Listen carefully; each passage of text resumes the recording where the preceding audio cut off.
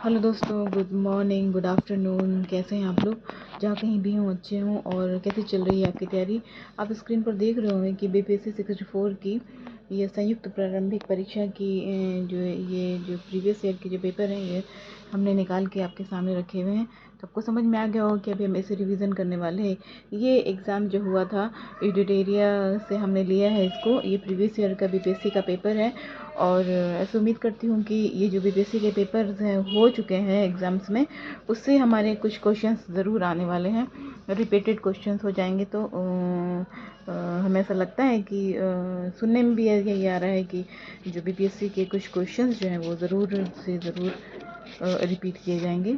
और हिस्ट्री तो है तो कहीं ना कहीं वो आपको हिस्ट्री से ही क्वेश्चन आएंगे। तो अगर वो क्वेश्चन आ चुके हैं पहले तो इसमें कोई अजूबा नहीं होगा, क्योंकि हिस्ट्री है, हिस्ट्री इतनी चेंज कैसे हो जाएगी। तो जो हिस्ट्री है वो हिस्ट्री रहेगी। तो आइए रिवाइज करते हैं कुछ क्वेश्चंस। बीपीएससी 64 का ये प्रारंभिक परीक्षा का ये पेपर है और हमें टाइम मिला था उस वक्त में 150 क्वेश्चंस मिले थे। टाइमिंग थी 2 घंटे की और इसके हम टोटल 90 क्वेश्चन आज करेंगे और कल बाकी ये क्वेश्चन जितने हो सकेंगे करेंगे। इतने कर लेंगे कि हमें समझ में आ जाए कि पेपर जो है वो कैसे आ रहे हैं और कैसे आए थे। और मॉर्निंग में हमने सीटेट के जो प्रैक्टिस पेपर हैं उसे कुछ रिवीजन किया था। वो पेडागोजी किए थे हमने, सीटीपी साइंस और मैथ के पेडागोजी को और ईवीएस को कोशिश कर रही हूँ कवर करने का जहाँ तक हो सके, ताकि एग्ज़ाम्स में हमें हेल्प मिल सके। तो जो भी वीडियोस अपलोड कर रही हूँ, फ्रेंड्स रिक्वेस्ट है कि आप इसको प्लीज़ लाइक शेयर और सब्सक्राइब करें, बाकी लोगों को भी ये वीडियो पहुँच जाए ताकि उनके लिए मदद साबित हो सके। पढ़ने का सबका अपना अपना तरीक़ा है। मेरी ये सेल्फ स्टडी है, मैं जो भी पढ़ती हूँ आपके लिए शेयर कर रही हूँ, और ताकि आपको जो छोटी छोटी वीडियोस है कभी भी आप जब चाहें अपनी अपडेट कर सकें इसको। तो आइए आज हम रिवीजन करेंगे ये बीपीएससी 64 संयुक्त प्रारंभिक परीक्षा पीटी का एग्ज़ाम्स जो हुआ था उसके कुछ क्वेश्चंस को। भारतीय इतिहास, प्राचीन इतिहास में सबसे पहले आते हैं और जब क्वेश्चन पेपर आता है तो शायद इसी तरीके से आता है कि पहले वो हिस्ट्री पूछते हैं, उसके बाद से शुरू करते हैं। तो हिस्ट्री से हम भी शुरू करते हैं अपना रिवीजन करना। भारतीय इतिहास, प्राचीन भारत। भारत में पशुपालन एवं कृषि के प्राचीनतम साक्ष्य प्राप्त हुए थे। कहाँ? अंजीरा से, दम्भ सदात से, किल गुल मोहम्मद से, मेहरगढ़ से, उपयुक्त में से कोई नहीं या फिर उपयुक्त में से एक से अधिक। देखिए इसमें टोटल कितने हैं, A B C D E, यानी कि इसमें जो है 5 जो हमें ऑप्शंस मिलेंगे और इससे हमें किसी एक को सिलेक्ट करना होगा। आगे बढ़ते हैं। इसका तो सही आंसर आप देख ही रहे होंगे, इसमें मार्कर लगा हुआ, ये है आपका मेहरगढ़। इनमें से किसने सर्वप्रथम व्यापक पैमाने पर स्वर्ण मुद्रा का प्रचलन किया था? ये पुष्यमित्र, संयुग मेनांडार और वीमा कदीफसेस, गौतमीपुत्र सातकर्णी। उपयुक्त में से कोई नहीं, उपयुक्त में से एक से अधिक। तो इसका सही आंसर होगा आपका कदीफसेस। डियर फ्रेंड्स, ये जो है एक ऑथेंटिक है और आयोग द्वारा ये क्वेश्चंस के जो सोल्यूशन है वो सही किए गए हैं, इसलिए इसमें जो है बस वही सही है। एग्ज़ाम में भी हमें उसी को सही मानना होगा जो आयोग कहता है। इनमें से किसने पहली बार यह व्याख्या की थी कि पृथ्वी की अपनी धुरी पर घूमने के कारण प्रतिदिन सूर्योदय एवं सूर्यास्त होता है? भास्कर, वारहम, हीर, ब्रह्मगुप्ता। उपयुक्त में से कोई नहीं, उपयुक्त में से एक से अधिक, और यह आर्यभट्ट। तो इसका सही आंसर होगा आर्यभट्ट। स्वर्ण भूमि का वह राजा कौन था जिसने नालंदा में एक बौद्ध विहार की स्थापना की थी तथा उसके रख रखाव हेतु अपने दूत द्वारा देखभाल से 5 गांव दान में देने के लिए प्रार्थना की थी? बालपुत्र देव। सर्वप्रथम और इसके जो और भी जिसमें जो दिए हुए थे ऑप्शन दिए हुए थे उसमें था धरणीचंद्र, संग्राम धनंजय, चूड़ीमाणी वर्मन, और उपयुक्त में से कोई नहीं या फिर उपर्युक्त में से एक से अधिक। अब आते हैं 5वें क्वेश्चन पे। पेरिप्लस ऑफ द डेरिथ्रियन सी किसने लिखी थी? पेरिप्लस ऑफ द डेरिथ्रियन सी किसने लिखी थी? टिसिस, प्लिनी, टॉलमी, स्ट्रैबो, या फिर उपयुक्त में से कोई नहीं, उपयुक्त में से एक से अधिक। तो इस बुक को लिखा था किसने? इसमें किसी का भी इसका जो सही आंसर नहीं दिया हुआ है, तो हम इसके डिस्कशन में देख लेते हैं जो इसमें दिया हुआ है। Question number 5।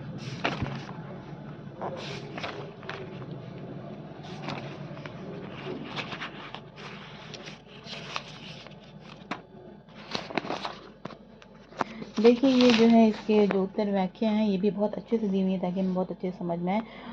तो अभी हम फिलहाल 5वां वाला जो है सॉल्यूशन इसको देखते हैं। Periplus of the Erythraean sea पुस्तक भारत तथा रोम के बीच घनिष्ठ व्यापारी संबंधों पर आधारित है। इस पुस्तक के लेखक का नाम स्पष्ट नहीं है। इस पुस्तक से भारत के बंदरगाहों तथा व्यापारिक वस्तु के बारे में जानकारी मिलती है। और जो ऊपर के हमने जो क्वेश्चंस किए हैं कि भारत में पशुपालन एवं कृषि के जो प्राचीनतम साक्ष्य प्राप्त हुए हैं, तो उसका जो आंसर है वो था आपका डी। तो उसके बारे में क्या लिखा हुआ है कि सर्वप्रथम कृषि एवं पशुपालन का साक्ष्य मेहरगढ़ से प्राप्त हुआ था और मेहरगढ़ भारतीय उपमहाद्वीप की सबसे पुरानी कृषि बस्ती है। इस स्थान से घोड़ा, गधा, खच्चर जैसे मालवाहक का प्रमाण मिला है। भारतीय उपमहाद्वीप में कृषि का प्राचीनतम प्रमाण नवपाषाण काल से में मिलता है। इस काल में कृषि, पशुपाल, पत्थरों के औजार आदि का विकास हुआ। वर्तमान में मेहरगढ़ कहाँ पाया जाता है? पाकिस्तान में स्थित है। और अगला क्वेश्चन हम देखते हैं कि अगला क्वेश्चन था कि इनमें से किसने सर्वप्रथम व्यापक पैमाने का स्वर्ण मुद्रा का जो है प्रचलन किया था? तो व्यापक मुद्रा का जो किया था, भारत में सर्वप्रथम व्यापक स्तर पर स्वर्ण मुद्रा का प्रचलन वीमा कदीफसेस ने किया था। इस शासक ने प्रारंभ में सिक्कों तथा शिलालेखों की एक विशेष श्रृंखला जारी की थी। इसने तांबा, सोना, चांदी के सिक्के भी चलवाए। वीमा कदीफसेस ने महेश्वर की उपाधि धारण की थी। इनको क्या बोला जाता था? महेश्वर बोला जाता था। और अब आते हैं, एक और क्वेश्चन हमने लिया था, वो था कि इनमें से पहली बार वह यह व्याख्या की थी कि पृथ्वी अपनी धुरी पर घूमने के कारण प्रतिदिन सूर्योदय एवं सूर्यास्त होता है। तो ये किसने बोला था? ये बोला था आपके आर्यभट्ट ने। सर्वप्रथम आर्यभट्ट ने बताया था कि पृथ्वी के अपनी धुरी पर घूमने के कारण ही सूर्यास्त एवं सूर्योदय होता है। आर्यभट्ट गुप्त काल में एक प्रसिद्ध खगोल वैज्ञानिक थे। ये चंद्रगुप्त द्वितीय के दरबार में रहते थे और इनके द्वारा लिखी गई कुछ पुस्तकें सूर्य सिद्धांत, ब्रह्मा सिद्धांत आदि हैं। ये क्वेश्चन आ सकता है कि अगर कि आर्यभट्ट की लिखी पुस्तकें अगर पूछे तो इसमें ये 2 पुस्तकें हमारे सामने हैं, जिनका नाम हम देख रहे हैं, सूर्य सिद्धांत और ब्रह्म सिद्धांत।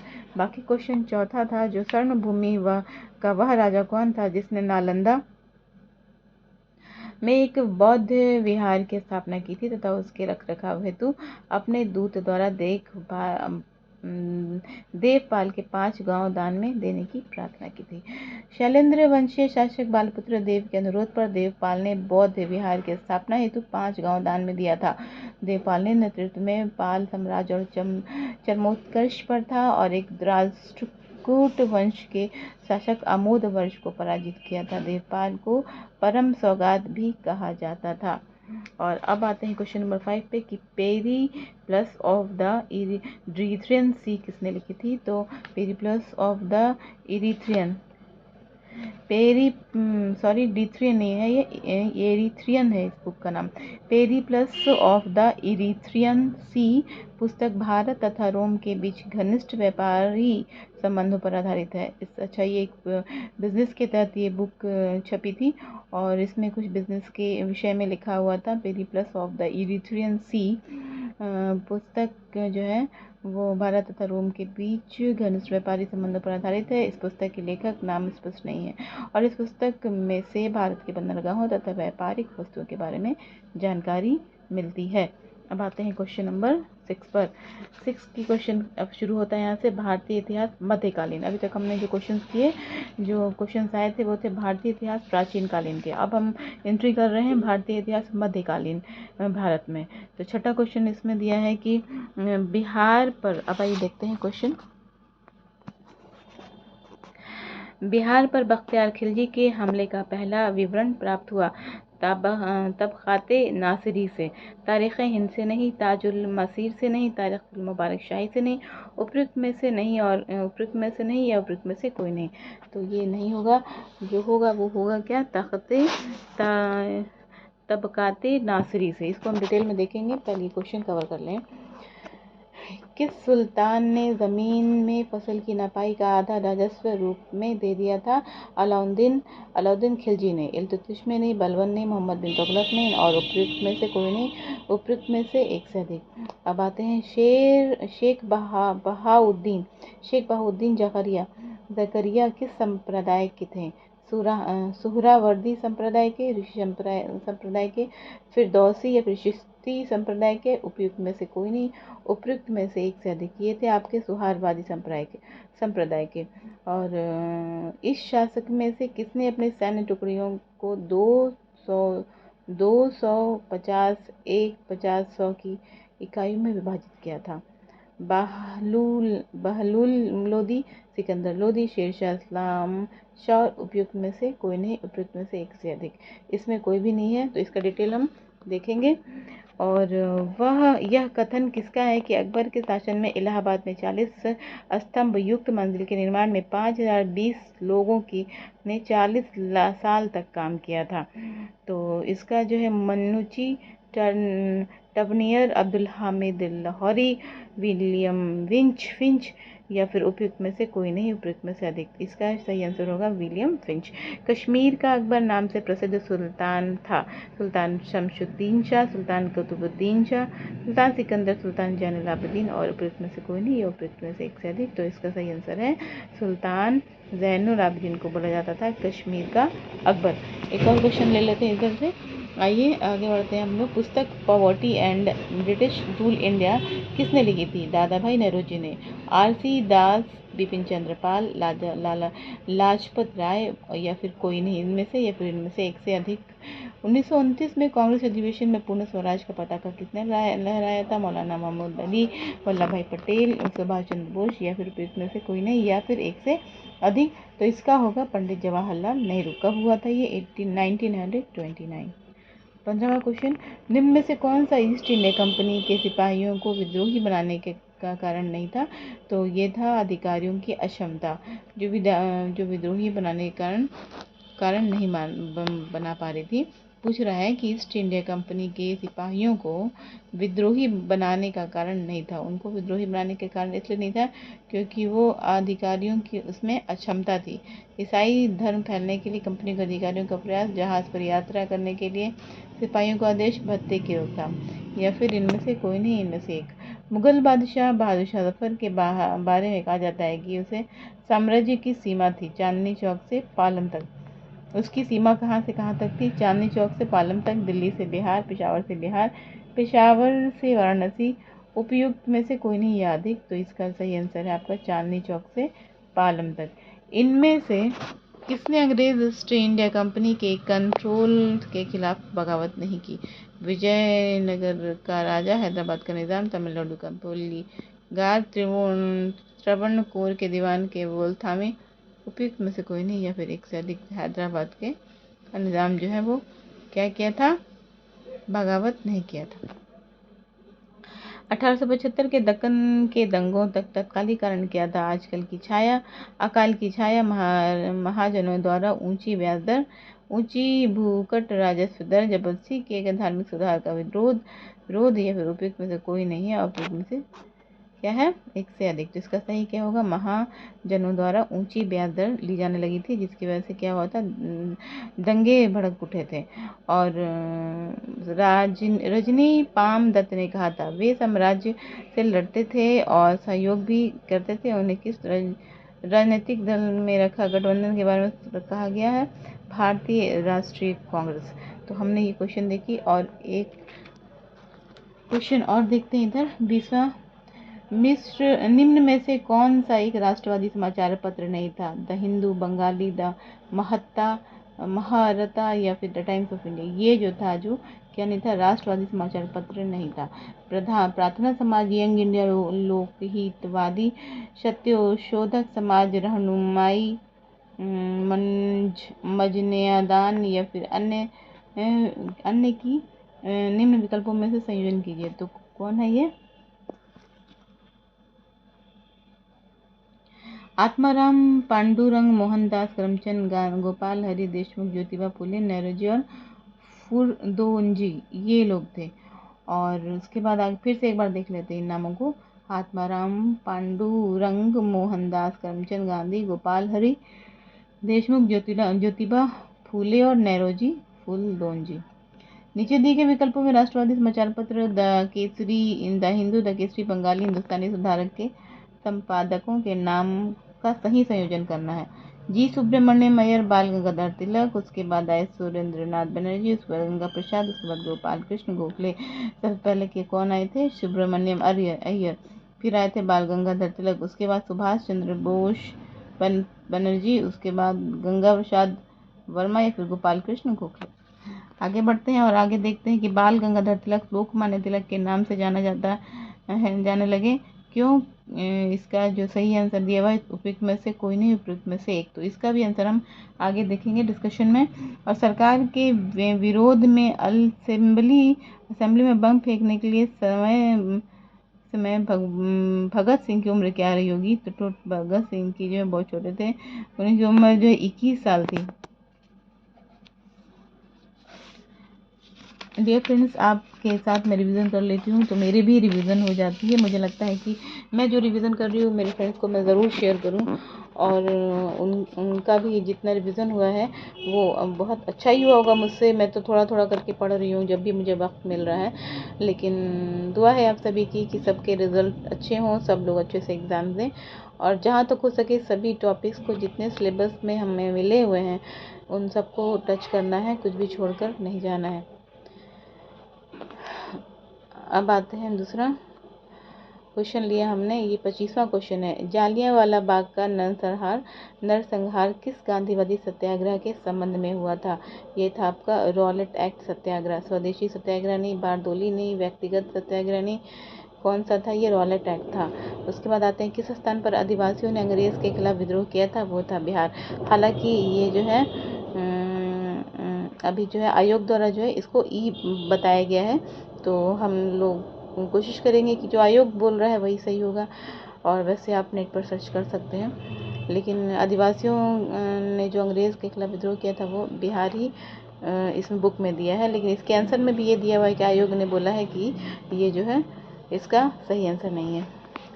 अब आते हैं, अतः सदैव सहमति के साथ और अक्सर वाणिज्य मंगल निर्देशों के भारत सरकार चलती है, और इसे व्हाइट मैंस बॉर्डन कहा जाता है। किसने कहा था? ये कहा था सच्चिदानंद सिन्हा ने। बंकिम चंद्र चटर्जी ने कहा था, चंद्र चटर्जी ने नहीं कहा था, महात्मा गांधी ने नहीं कहा था, राजेंद्र प्रसाद ने नहीं कहा था। आगे अगला क्वेश्चन ले लेते हैं। निम्न में से महात्मा गांधी का भारत में पहला सत्याग्रह कौन सा था? तो इसमें सही आंसर है आपका चंपारण। सबसे पहले उन्होंने किया था चंपारण से शुरू की थी अपनी सत्याग्रह। और उसके बाद अब आ जाते हैं यहाँ कहाँ, गांधी जी के असहयोग आंदोलन में लोगों को शराब से परहेज करने का आग्रह किया गया। फलस्वरूप सरकार के राजस्व में भारी कमी आई। एक प्रदेश की सरकार ने लोगों को फिर से शराब पीने को प्रेरित करने के लिए प्रमुख व्यक्तियों की सूची प्रसारित की जो शराब पीते थे। उस प्रदेश का नाम बताइए। तो वो कौन सा प्रदेश था? बिहार। आंध्र प्रदेश नहीं, बॉम्बे नहीं, गुजरात नहीं, बिहार। और अब यहाँ आते हैं बिहार विशेष से हमारे जो पेपर आए थे बीपीएससी के, उसके कुछ क्वेश्चन आए थे, लेकिन उससे पहले अभी हमने जो कुछ क्वेश्चंस की जो डिस्कशन नहीं किए हैं, आइए पहले उसको डिस्कशन कर लें। और डिस्कशन करने के लिए हम भारतीय इतिहास मध्यकालीन भारत से शुरू करते हैं।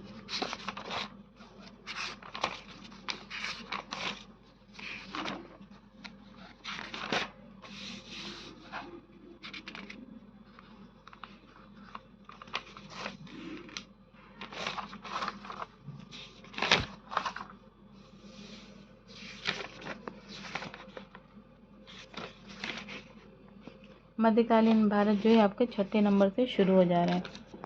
यहाँ देखिए, ये आपका जो आपका मध्यकालीन भारत है उसको हम यहाँ से शुरू कर रहे हैं। इसका जो क्वेश्चन था आपका मध्यकालीन भारत का क्वेश्चन पूछा गया था कि बिहार पर बख्तियार खिलजी के हमले का पहला जो विवरण प्राप्त हुआ था वो प्राप्त हुआ था कहाँ? तो यहाँ देखिए, ये था किससे प्राप्त हुआ था? तबकाते नासरी से। तो क्या है ये तबकाते नासरी? बख्तियार खिलजी ने बिहार के प्रसिद्ध शैक्षणिक स्थल जैसे नालंदा, ओदंतपुरी और विक्रमशिला को काफ़ी नुकसान पहुंचाया था। बख्तियार खिलजी के बिहार पर आक्रमण का विवरण ताबकाते नासरी से प्राप्त होता है। बख्तियार खिलजी कुतुबुद्दीन ऐबक का सेना नायक था। बख्तियार खिलजी कौन था? कुतुबुद्दीन ऐबक का सेना नायक था। अब आते हैं हम लोग इस क्वेश्चन के डिस्कशन पे। जो 7 क्वेश्चन था कि देखिए यहाँ जो 7वां क्वेश्चन था कि किस सुल्तान ने ज़मीन में फसल की नपाई का आधा राजस्व के रूप में दावा किया था? ये था आपका अलाउद्दीन खिलजी। ये क्या बोलते थे कि इसने क्या बोला था कि सर्वप्रथम अलाउद्दीन खिलजी ने ज़मीन की फसल की नपाई का आधा राजस्व के रूप में वसूलने की प्रथा शुरू की थी और इतने कृषि आबादी वाले क्षेत्रों पर गृह कर एवं चारागाह कर भी लगाया था। इसने अपने प्रारंभिक सफलता से प्रोत्साहित होकर सिकंदर सानी द्वितीय सिकंदर की उपाधि धारण की थी। इसको हमको याद रखना होगा, ये क्वेश्चन आ सकता है कि सिकंदर सानी किसे कहा गया था? तो ये जो है अलाउद्दीन खिलजी था, जिसने क्या किया था कि सर्वप्रथम अलाउद्दीन खिलजी ने ज़मीन की फसल की नपाई का आधा राजस्व के रूप में वसूलने की प्रथा को शुरू की थी। अब आ जाते हैं हम 8वें नंबर पे। 8वें नंबर का डिस्कशन लेते हैं। क्वेश्चन था आपका शेख बहाउद्दीन जकरिया किस संप्रदाय के थे? तो ये यहाँ पे दे रहा है सुहरावर्दी संप्रदाय। इसका डिस्कशन देखते हैं कि शेख बहाउद्दीन जकरिया जो थे सुहरावर्दी संप्रदाय के थे। सुहरावर्दी संप्रदाय को चिश्ती संप्रदाय की तुलना में अधिक रूढ़िवादी माना जाता है और इल्तुतमिश ने इन्हें शेखुल इस्लाम की उपाधि दी थी। लेकिन इसमें देखिए अच्छा क्वेश्चन नंबर 9 में हम आते हैं और देखते हैं क्या क्वेश्चन बोल रहा है। इन शासकों में से किसने अपनी सैन्य टुकड़ियों को 200, 250, 500 की इकाइयों में विभाजित किया था? तो इसमें जो है बहलोल लोदी नहीं है, सिकंदर शाह, इस्लाम शाह, शेरशाह नहीं है। और इसमें से जो आंसर दिया आयोग ने, उन्होंने भी लिखा है कि आयोग द्वारा ई का दिया गया है। इसका मतलब इसमें से कोई नहीं है। अब आते हैं सी पर, ये 10th नंबर के क्वेश्चन पे। ये है आपका, यह कथन किसका है कि अकबर के शासन में इलाहाबाद में 40 स्तंभ युक्त मंजिल के निर्माण में 5000 से 20,000 लोगों ने 40 साल तक काम किया था? तो ये आंसर है इसका सी। और इसका आंसर हम देखते हैं यहाँ पे विलियम फिंच के अनुसार अकबर के आदेश पर इलाहाबाद ने 40 स्तंभों वाले महल का निर्माण करवाया था तथा इसके निर्माण में 5,000 से 20,000 तक लोगों ने 40 साल तक काम किया था। विलियम फिंच 1608 में भारत आए थे। ये कब आया था भारत? 1608 में। और इसके बाद हम क्वेश्चन नंबर 10th का डिस्कशन देखते हैं। क्वेश्चन 10th क्या था आपका कि यह कथन किसका है? कि तो हो गया हमारा क्वेश्चन नंबर 11th। कश्मीर का अकबर नाम से प्रसिद्ध सुल्तान कौन था? तो इसमें जो है सुल्तान ज़ैनुल आबदीन है। तो आइए देखते हैं क्या बोल रहा है इसमें। इसके डिस्कशन में सुल्तान ज़ैनुल आबदीन 1420 ईस्वी में कश्मीर के शासक अली शाह का भाई शाही खां ज़ैनुल आबदीन के नाम से गद्दी पर बैठा था।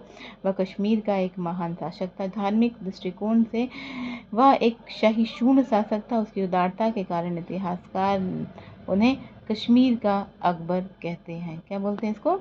ज़ैनुल आबदीन को कश्मीर का अकबर। और आगे का क्वेश्चन था 12th का क्वेश्चन था कि फौजी आंदोलन की शुरुआत किसने की थी? भारतीय इतिहास के हम लोग आधुनिक भारत में आते हैं। यहाँ से 12 से क्वेश्चन पेपर में आया था। तो इसमें पूछा था कि फर्जी आंदोलन हाजी शरीयतुल्लाह ने शुरुआत की थी। फर्जी आंदोलन ये क्या है आपका? हाजी शरीयतुल्लाह। फर्जी कराजी आंदोलन का मुख्य उद्देश्य इस्लाम धर्म में सुधार लाना था। इस आंदोलन का प्रभाव पूर्वी बंगाल में और इस आंदोलन की शुरुआत 1818 में हाजी शरीयतुल्लाह द्वारा किया गया था। अब आ जाते हैं हम लोग जो क्वेश्चन नंबर 13 है। और इस पुस्तक poverty and British rule India किसने लिखी थी? दादा भाई नौरोजी ने। तो दादा भाई नौरोजी ने इसको लिखा था। इसका डिस्कशन देख लेते हैं। दादा भाई नौरोजी भारत के एक पारसी बुद्धिजीवी और शिक्षाविद तथा सामाजिक राजनेता थे। इन्हें भारत का ग्रैंड ओल्ड मैन के रूप में जाना जाता है। इनके द्वारा लिखित पुस्तक poverty and British rule India ने ब्रिटेन में भारत के धन निकासी सिद्धांत की ओर ध्यान आकर्षित किया था। दादा भाई नौरोजी भारत के एक पारसी बुद्धिजीवी, शिक्षाविद, सामाजिक राजनेता थे। उन्हें भारत का ग्रैंड ओल्ड मैन के रूप में जाना जाता है।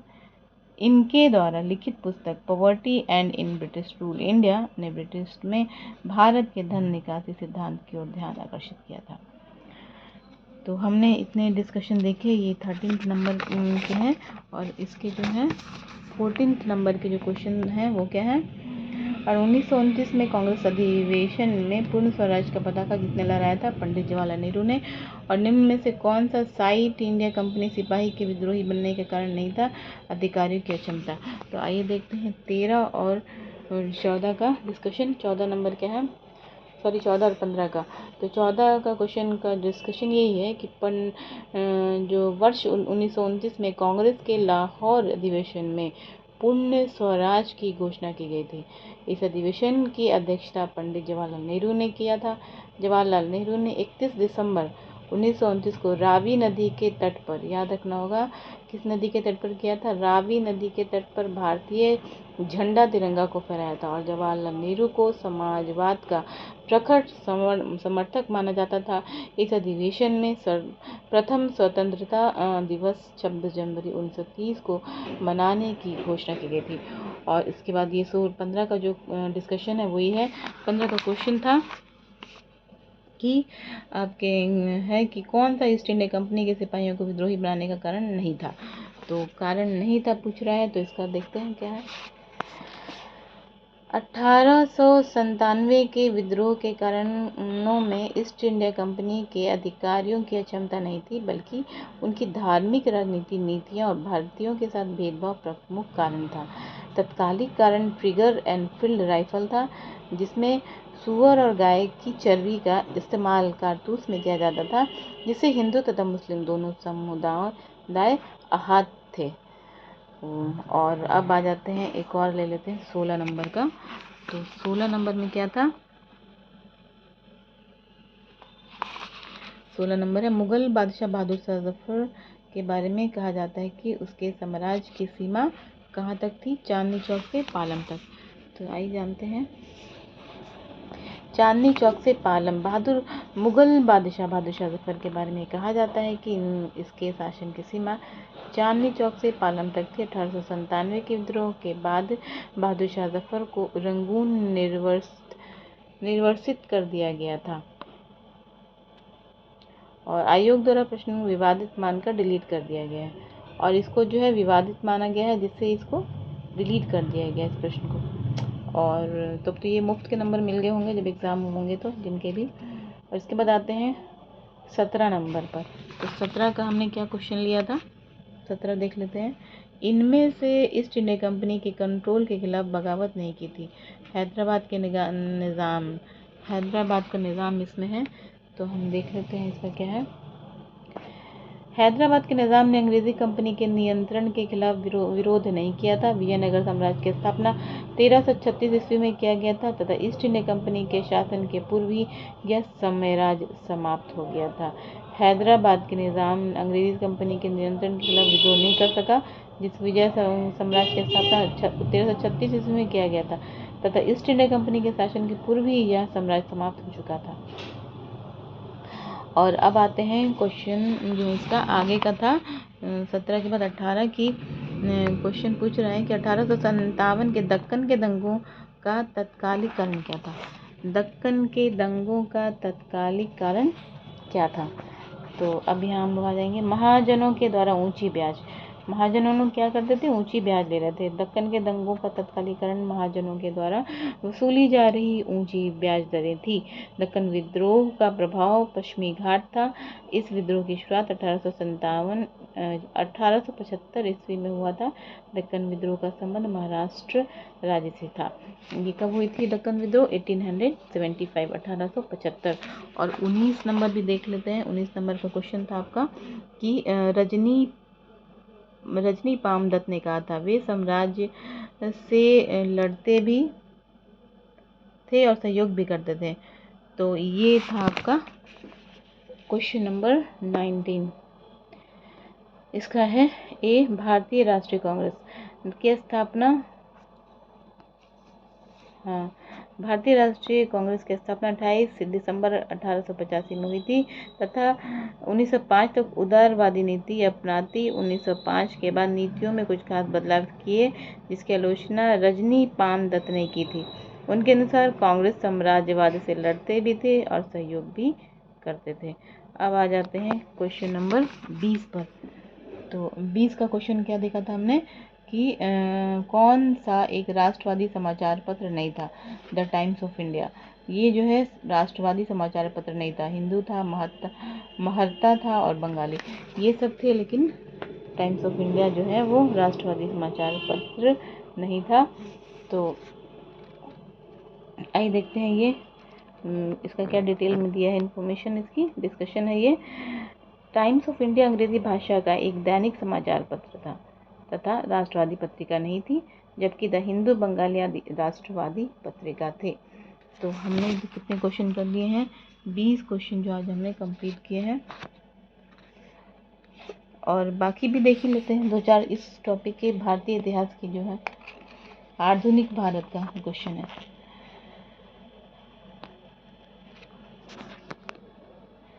क्या है ये? आधुनिक भारत में प्रार्थना समाज, यंग इंडिया, लोकहितवादी, सत्यशोधक समाज, रहनुमाई महाजन मजदेयसन सभा के निम्न विकल्पों में से सही संयोजन करना है। तो इसका जो सही संयोजन है इसको देखते हैं।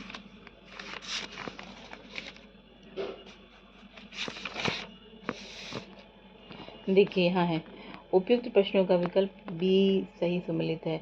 प्रमुख स्थान प्रार्थना समाज, आत्मा रंग पांडुरंग, यंग इंडिया मोहनदास करमचंद गांधी, लोक हितवादी गोपाल हरि देशमुख, सत्य शोधक समाज ज्योतिबा फूले और रहनुमाई मजदयासन सभा दादा भाई नरोजी। इसको एक बार और याद कर लेते हैं।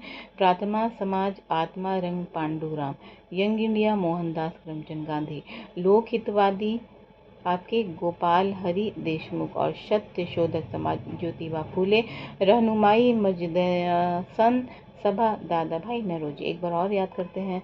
प्रमुख संस्था प्रार्थना समाज, आत्मा संस्थापक प्रार्थना समाज, आत्मा रंग पांडुरंग, यंग इंडिया मोहनदास करमचंद गांधी, लोक हितवादी गोपाल हरि देशमुख और सत्य शोधक समाज ज्योतिबा फूले, रहनुमाई मजदयासन सभा दादा भाई नरोजी। एक और क्वेश्चन इसी टाइप का आया था, तो ये देख लेते हैं। श्री जी सुब्रमण्यम अय्यर बाल गंगाधर तिलक और सुरेंद्र नाथ बनर्जी, गंगा प्रसाद वर्मा और गोपाल कृष्ण गोखले। तो ये था आपका समाचार पत्र और संपादक इसके कौन कौन थे। द हिंदू जी सुब्रमण्यम अय्यर हिंदू के संपादक थे, और केसरी के थे बाल गंगाधर तिलक, बंगाली के थे एस.एन. बनर्जी, हिंदुस्तानी के थे गंगा प्रसाद वर्मा, और सुधारक किसने के संपादक कौन थे? गोपाल कृष्ण गोखले। द हिंदू जी सुब्रमण्यम अय्यर, केसरी बाल गंगाधर तिलक, बंगाली एस.एन. बनर्जी, हिंदुस्तानी गंगा प्रसाद वर्मा और सुधारक गोपाल कृष्ण गोखले। और इसके बाद एक क्वेश्चन का आंसर ये डिटेल है यहाँ पे। तो इसका जो क्वेश्चन था आपका ये देखते हैं। ये पूछ रहा था आपका 23वां क्वेश्चन, बाल गंगाधर तिलक लोकमान्य तिलक के नाम से जाने जाते हैं। तो इसका जो आंसर है यहाँ है आपका सी। सरकार ने उन्हें मर्डर केस में अभियुक्त बनाया था। वर्ष 1957 ईस्वी में बाल गंगाधर तिलक को लोकमान्य की उपाधि दी गई थी। यह उपाधि रैंड हेड हमहस्ट हत्या के बाद चले मुकदमे के दौरान दी गई थी। तिलक इस मुकदमे के सिलसिले में 18 माह तक जेल में रहे थे, और आयोग ने इसका आंसर जो वो CE दिया हुआ है। ठीक है, अब आते हैं हम लोग बी क्वेश्चन आया था आपका। तो ये देखते हैं, ये सारे क्वेश्चन जो है किससे हैं? भारतीय इतिहास आधुनिक भारत से हैं। तो इसका जो है 24वां है। 24 क्वेश्चन है कि सरकार के विद्रोह में असेंबली में बम फेंकने के समय भगत सिंह की उम्र क्या थी? तो इसने दिया आंसर 21 साल से थोड़ा ज़्यादा थी भगत सिंह की उम्र। 13 अप्रैल 1919 ईस्वी को जलियांवाला बाग घटना घटित हुई थी। रॉलेट एक्ट के विरोध में पंजाब के जलियांवाला बाग में सभा आयोजित की गई थी। जनरल डायर के निर्देश पर इस सभा में गोलियां चला दी गई थी और 900 से अधिक लोग मारे गए थे। यही कांड हुआ था, उसमें 900 से अधिक लोग जो है वो मारे गए थे। और ये 26 में क्या क्वेश्चन है, 26 का आपका क्वेश्चन था कि जो जालियांवाला नरसंहार हुआ था, तो सत्याग्रह के संबंध में क्या होता है, रॉलेट एक्ट हुआ था। तो उसका हम देखते हैं 25वां, सॉरी, ये जो पहले 24 का डिस्कशन ये है कि जो भगत सिंह का जन्म जो हुआ था वो सितंबर 1907 में हुआ था। याद रखना होगा कि भगत सिंह का जन्म कब हुआ था। जो एक सेकंड, मुझे इस क्वेश्चन को एक बार फिर से देखना होगा। ये जो है आपका क्वेश्चन नंबर 23, बाल गंगाधर तिलक लोकमान्य तिलक के नाम से जाने लगे। तो इसमें दिया है कि इनमें से कोई नहीं, ठीक है। और क्वेश्चन नंबर 24, सरकार के विरोध में असेंबली में बम फेंकने का समय भगत सिंह की उम्र क्या थी, 21 साल से थोड़ा ज़्यादा। तो ये था इसका, चलिए देखते हैं यहाँ से। भगत सिंह का जन्म सितंबर 1907 में हुआ था तथा उन्हें पब्लिक सेफ्टी बिल के खिलाफ अप्रैल 1929 में, भगत सिंह का जन्म कब हुआ था, सितंबर 1907। भगत सिंह का जन्म कब हुआ था, सितंबर 1907। भगत सिंह का जन्म कब हुआ था, सितंबर 1907। तथा उन्होंने पब्लिक सेफ्टी बिल, कौन सी बिल, पब्लिक सेफ्टी बिल, कौन सी बिल, पब्लिक सेफ्टी बिल के खिलाफ अप्रैल 1929 में सेंट्रल असेंबली में बम फेंका था। उसके बाद भगत सिंह गिरफ्तार किया गया था। जब भगत सिंह ने बम फेंका था तब उनकी आयु कितनी थी, 21 वर्ष से थोड़ी अधिक। और उसके बाद 25 वाला आंसर का डिस्कशन किया था। 13 अप्रैल 1919 को जालियांवाला बाग की जो घटना हुई थी, तो उसमें क्या हुआ था, सभा आयोजित की गई थी और जनरल डायर के निर्देश पर इस सभा में गोलियां चला दी गई थी और लगभग 900 लोग जो है वो मारे गए थे। अब हम आते हैं इस पे, क्वेश्चन नंबर जो है इसका 26 का, 26 का देखते हैं। आपका 26 का क्वेश्चन है कि किस स्थान पर आदिवासियों ने अंग्रेज के खिलाफ विद्रोह किया था। इसमें दिया है बिहार और आयोग द्वारा इसमें दिया हुआ ई आंसर दिया हुआ है। तो देख लेते हैं क्या है। 13 ये बिहार यानी वर्तमान झारखंड में आदिवासियों ने बिरसा मुंडा के नेतृत्व में अंग्रेजों के खिलाफ विद्रोह किया था। इस विद्रोह में उल गुलान विद्रोह के नाम से भी जाना जाता है। इसको क्या जाता है, उल गुलान विद्रोह के नाम से भी जाना जाता है। यह विद्रोह अंग्रेजों के खिलाफ प्रथम शासक जनजातीय विद्रोह था, जिसके अतिरिक्त बंगाल, असम, महाराष्ट्र आदि में भी जनजातीय विद्रोह शुरू हुए थे। और इसके विकल्प में जो ई में आया था उसको आयोग ने सही करार दिया है। तो अब हो गया हम लोगों का 26 के बाद हम लोग आते हैं किसमें, आपके 27वें नंबर पर। अतः सदैव सहमति के साथ और अक्सर वाणिज्य मंडल के निर्देशों में भारत सरकार चलती है। इसे व्हाइट मैन्स वार्डन कहा जाता है। किसने कहा था, सच्चिदानंद सिन्हा ने कहा था। तो ये देख लेते हैं इसका, सच्चिदानंद सिन्हा ने जो कहा था। उपयुक्त कथन सच्चिदानंद सिन्हा के द्वारा लॉर्ड कर्जन के संदर्भ में दिया गया है। किनके द्वारा कहा था उन्होंने, किसके लिए कहा था, लॉर्ड कर्जन के लिए कहा था। सच्चिदानंद सिन्हा संविधान सभा के प्रथम अस्थायी अध्यक्ष थे। बिहार राज्य को बंगाल से पृथक राज्य के रूप में स्थापित करने में इनका प्रमुख योगदान था। और अब आते हैं हम लोग कहाँ आते हैं, क्वेश्चन नंबर जो इसमें दिया है वो है आपका 28 में बोल रहा है कि महात्मा गांधी का भारत में पहला सत्याग्रह कहाँ था, चंपारण। तो महात्मा गांधी का जो पहला सत्याग्रह हुआ था वो कहाँ हुआ था, आपका चंपारण में हुआ था। भारत में असहयोग आंदोलन की शुरुआत 1920 में हुई थी। इस आंदोलन में गांधी जी द्वारा लोगों से शराब से परहेज करने का आग्रह किया गया था, जिसके परिणाम स्वरूप राजस्व में भारी कमी आ गई थी। इस क्षतिपूर्ति को कम करने के उद्देश्य से बिहार के तत्कालीन सरकार ने फिर से लोगों को शराब सेवन हेतु प्रेरित कर दिया था। और उसके बाद आ जाते हैं कहाँ, उसके बाद आ जाते हैं हम लोग क्वेश्चन नंबर जो है इसका 30 पर। फरवरी 1938 में बिहार की चुनी हुई सरकार ने किस कारणवश इस्तीफा दिया था। राजनीतिक बंदियों को छोड़ना उपयुक्त जो है उपयुक्त में से कोई नहीं या उपयुक्त में से एक से अधिक। तो इसका जो है 30 नंबर जो है वो हम देखते हैं क्या है। 30 का सॉल्यूशन